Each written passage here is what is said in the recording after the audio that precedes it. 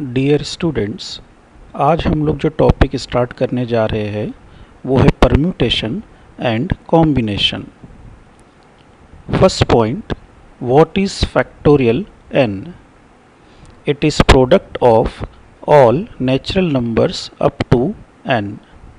For example, 1 factorial is equal to 1, 2 factorial is equal to 1 into 2 equals to 2, 3 factorial is equal to 1 into 2 into 3 equal to 6, 4 factorial is equal to 1 into 2 into 3 into 4 equals to 24, and so on.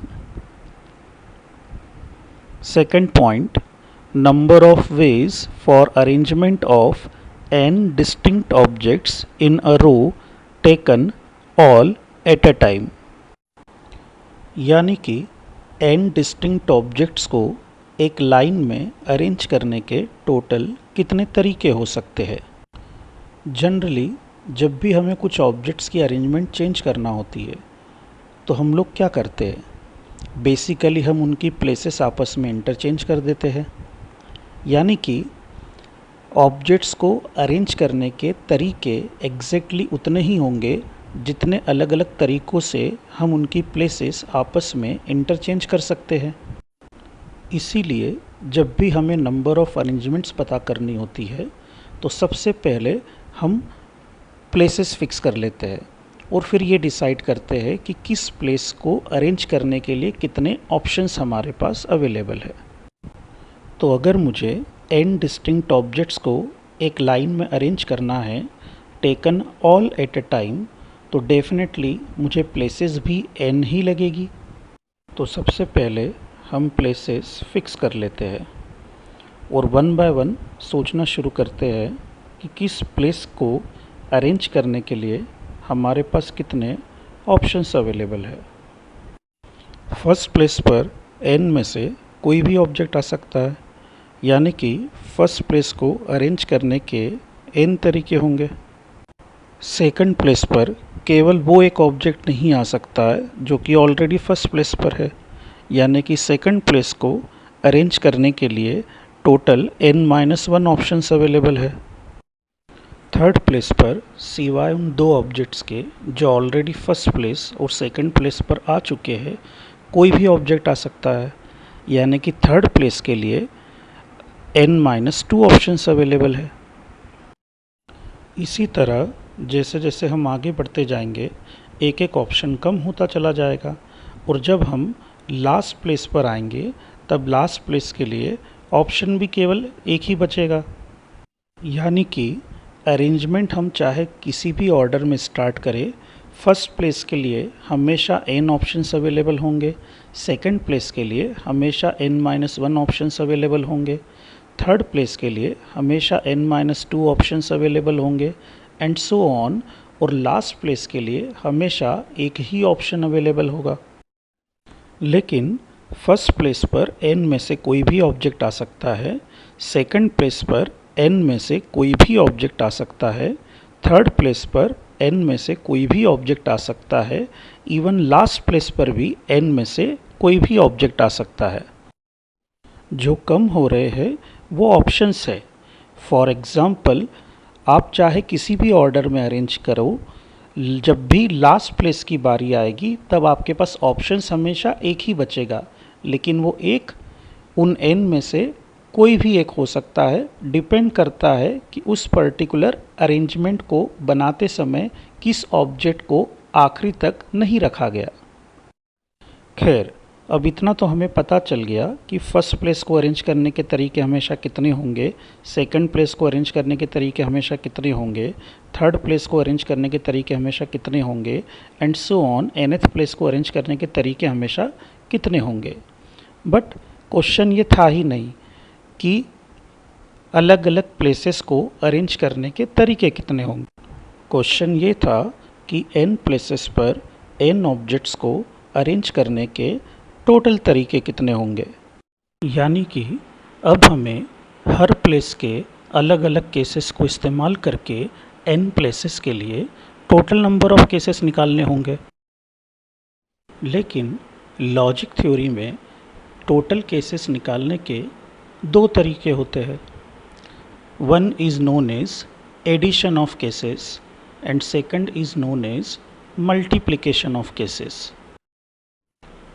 जब भी individual cases independent होते हैं तब total cases निकालने के लिए उन्हें add कर दिया जाता है, और जब भी इंडिविजुअल केसेस डिपेंडेंट होते हैं तब टोटल केसेस निकालने के लिए उन्हें मल्टीप्लाई कर दिया जाता है। क्योंकि जब भी केसेस डिपेंडेंट होते हैं तब रिपीटेटिव एडिशंस होने लगते हैं, and multiplication is nothing just a replacement for repetitive additions. For example, जब भी हमें करना होता है 2 + 2 + 2 + 2 + 2 5 टाइम्स, हम लोग सिंपली क्या करते हैं, हम 2 और 5 को मल्टीप्लाई कर देते हैं। या 4 + 4 + 4 3 टाइम्स को हम लोग क्या लिखते हैं, 4 × 3। So moral of story is कि जब भी केसेस इंडिपेंडेंट होते हैं तब रिपीटेटिव एडिशंस पिक्चर में नहीं आते हैं, तो हम केसेस को ऐड कर देते हैं। और जब भी केसेस इंडिपेंडेंट होते हैं तब रिपीटेटिव एडिशंस पिक्चर में आते हैं, तो हम उन केसेस को ऐड करने की बजाय मल्टीप्लाई कर देते हैं। फॉर एग्ज़ाम्पल, मान लेते हैं 2 बंदे हैं, एक का नाम है आदिश और एक का नाम है दिव्यांश। मैं इन दोनों को 2 अलग अलग रूम में भेज देता हूँ। आदिश को 2 स्टूडेंट्स ए और बी के साथ और दिव्यांश को 3 स्टूडेंट्स सी, डी और ई के साथ। इन दोनों रूम्स के बीच में एक दीवार है, यानी कि आदिश को नहीं पता है कि दिव्यांश के रूम में क्या हो रहा है और दिव्यांश को भी नहीं पता है कि आदिश के रूम में क्या हो रहा है। अब इन दोनों को मैंने एक टास्क दिया है कि आप अपने अपने रूम में आपको जो स्टूडेंट्स दिए गए हैं उनको एक लाइन में अरेंज करो, जितने भी अलग अलग तरीक़ों से आप अरेंज कर सकते हो। और बाद में आप दोनों मिलकर मुझे ये बताओ कि आप दोनों ने मिलकर इन 5 स्टूडेंट्स की टोटल कितनी अरेंजमेंट्स की है। अब आदिश ए और बी को 2 अलग अलग तरीक़ों से अरेंज कर सकता है, ए बी या पी ए। और दिव्यांश सी, डी और ई को 6 अलग अलग तरीक़ों से अरेंज कर सकता है, सी डी ई, सी ई डी, डी सी ई, डी ई सी, ई सी डी या ई डी सी। अब जब मैं इन दोनों से पूछूंगा कि बताओ तुम दोनों ने मिलकर इन 5 स्टूडेंट्स की टोटल कितनी अरेंजमेंट्स की, तो आदिश कहेगा कि मेरी 2 अरेंजमेंट्स हुई, दिव्यांश कहेगा कि मेरी 6 अरेंजमेंट्स हुई, यानी कि हम दोनों ने मिलकर टोटल नंबर ऑफ अरेंजमेंट्स जो की है वो हो गई 2 + 6 = 8। अब मैंने इन दोनों को एक नया टास्क दिया। मैंने आदिश को ए और बी के साथ वापस रूम नंबर 1 में भेजा और दिव्यांश को सी, डी और ई के साथ वापस रूम नंबर 2 में भेजा। आदिश अभी भी केवल ए और बी की ही जगह बदल सकता है और दिव्यांश अभी भी सी, डी और ई की जगह ही बदल सकता है। इवन ए और बी को रूम नंबर 1 में ही रहना है और सी, डी और ई को रूम नंबर 2 में ही रहना है। और अभी भी इन दोनों को मुझे ये बताना है कि ये दोनों मिलकर इन 5 स्टूडेंट्स की एक लाइन में टोटल कितनी अरेंजमेंट्स कर सकते हैं। केवल इतना डिफरेंस है कि रूम नंबर 1 और रूम नंबर 2 के बीच की जो दीवार थी वो अब हमने हटा दी है, यानी कि आदिश जो है वो सी, डी, ई को देख सकता है और जो दिव्यांश है वो भी ए और बी को देख सकता है। फिलहाल 5 स्टूडेंट्स हमें जिस ऑर्डर में खड़े नज़र आ रहे हैं वो है ए, बी, सी, डी, ई। अब दिव्यांश अभी सोच रहा है कि सी, डी, ई का ऑर्डर कैसे बदलूं, इतने में आदिश ने ए बी को बी ए कर दिया। तो जो ऑर्डर है वो अब हमें दिखाई दे रहा है बी ए सी डी ई। इतने में दिव्यांश ने भी सी डी ई को बदल कर सी ई टी कर दिया। तो अब हमें जो ऑर्डर दिखाई दे रहा है वो है BACED। और थोड़ी ही देर बाद जो आदिश है उसने भी BA को बदलकर AB कर दिया। तो अब हमें जो ऑर्डर नज़र आ रहा है वो है ABCED। यानी कि दिव्यांश की हर अरेंजमेंट के करस्पॉन्डिंग आदिश दो अरेंजमेंट्स बनाता हुआ चल रहा है, AB और BA। तो CDE के करस्पॉन्डिंग दो अरेंजमेंट्स बनी AB और BA। फिर CED के करस्पॉन्डिंग दो अरेंजमेंट्स बनी AB और BA। सिमिलरली DCE के करस्पॉन्डिंग भी दो अरेंजमेंट्स बनी AB और BA। यानी कि दिव्यांश की हर अरेंजमेंट के करस्पॉन्डिंग आदिश दो अरेंजमेंट्स बना रहा है, और दिव्यांश टोटल 6 अरेंजमेंट्स बनाने वाला था, और उसकी हर अरेंजमेंट के करस्पॉन्डिंग आदिश ने दो अरेंजमेंट्स बनाई AB और BA। तो फिर टोटल नंबर ऑफ अरेंजमेंट्स कितनी हो गई? 2 + 2 + 2 + 2 + 2 + 2, 6 टाइम्स। तो बेहतर है बजाय इसके कि हम 2 को 6 टाइम्स ऐड करें, हम 2 और 6 को मल्टीप्लाई कर दें। और अगर हम 2 और 6 को मल्टीप्लाई कर देंगे तो हमारी टोटल नंबर ऑफ अरेंजमेंट्स जो है वो कितनी हो जाएगी? वो हो जाएगी 12। यानी कि जब भी केसेस डिपेंडेंट होंगे तो मुझे इंडिविजुअल केसेस मल्टीप्लाई करने होंगे, क्योंकि तब रिपीटेटिव एडिशंस पिक्चर में आ जाते हैं। और जब भी केसेस इंडिपेंडेंट होंगे तो मुझे इंडिविजुअल केसेस ऐड करना होंगे, क्योंकि तब रिपीटेटिव एडिशंस पिक्चर में नहीं आते हैं। पिछले एग्जाम्पल में केसेस इंडिपेंडेंट इसलिए थे क्योंकि आदिश को नहीं पता था कि दिव्यांश के रूम में क्या चल रहा है, और दिव्यांश को भी नहीं पता था कि आदिश के रूम में क्या चल रहा है, क्योंकि उन दोनों के बीच में एक दीवार थी। और इस बार केसेस डिपेंडेंट इसलिए हो गए क्योंकि बीच में दीवार नहीं थी। तो आदिश को पता चल रहा था कि दिव्यांश क्या कर रहा है, और दिव्यांश को भी पता चल रहा था कि आदिश क्या कर रहा है। या सिंपल लैंग्वेज में हम ऐसा भी बोल सकते हैं कि जब भी हमारी दो केसेस अलग अलग समय पर हो रही है या अलग अलग जगह पर हो रही है तो वो इंडिपेंडेंट होगी। लेकिन अगर हमारी दोनों केसेस एक ही जगह पर एक ही समय पर हो रही है तो फिर वो डिपेंडेंट होगी। एक और एग्जाम्पल से समझने की कोशिश करते हैं। मान लेते हैं हमारे पास 3 ऑब्जेक्ट्स है A, B और C, और हमें ये पता करना है कि इन तीनों को एक लाइन में अरेंज करने के टोटल तरीके कितने हो सकते हैं। लेकिन हमें तो केवल यही पता है कि किन्हीं भी 2 ऑब्जेक्ट्स को एक लाइन में अरेंज करने के कितने तरीके हो सकते हैं, जो होते हैं केवल 2। तो हमने मान लिया कि जो फर्स्ट प्लेस है उस पर तो हमेशा A को ही रहना है। तो बची हुई 2 जगह पर B और C को अरेंज करने के तरीके कितने हो गए? 2। फिर एक बार हमने मान लिया कि फर्स्ट प्लेस पर तो हमेशा B को ही रहना है, तो बची हुई 2 जगह पर C और A को अरेंज करने के तरीके भी कितने हो गए? 2। फिर हमने मान लिया कि फर्स्ट प्लेस पर तो हमेशा C को ही रहना है, तो फिर बची हुई 2 प्लेसेस पर A और B को अरेंज करने के तरीके भी कितने हो गए? 2। यानी कि इन 3 प्लेसेस पर इन 3 ऑब्जेक्ट्स को अरेंज करने के टोटल तरीके कितने हो गए? 2 + 2 + 2, 3 टाइम्स। यानी कि 2 × 3 = 6। तो अब हमें पता है कि 3 प्लेसेस पर 3 डिस्टिंक्ट ऑब्जेक्ट्स को अरेंज करने के टोटल तरीके 6 होते हैं।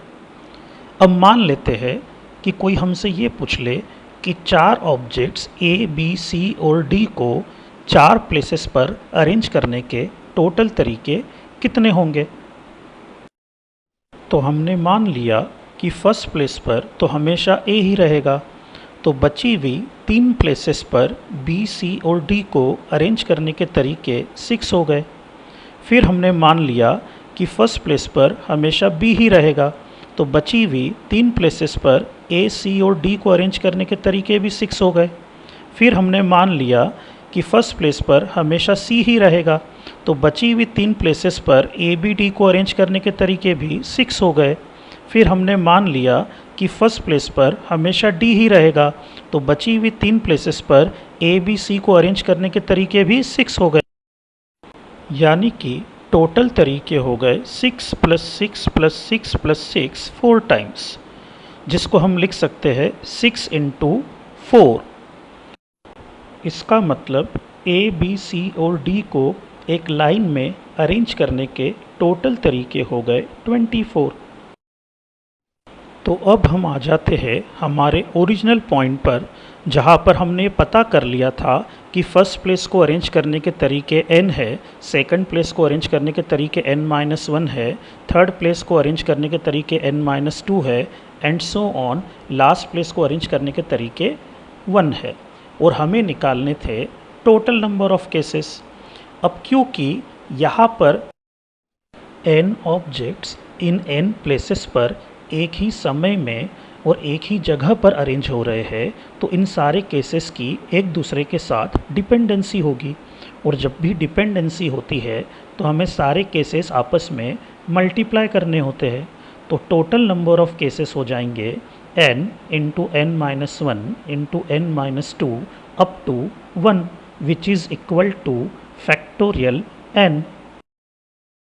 परम्यूटेशन एंड कॉम्बिनेशन में जो एक बात आपको हमेशा ध्यान रखनी है वो ये है कि ये जितने भी फॉर्मूले हम लोग डिराइव कर रहे हैं ये डायरेक्टली तो रेयरली यूज़ में आएंगे।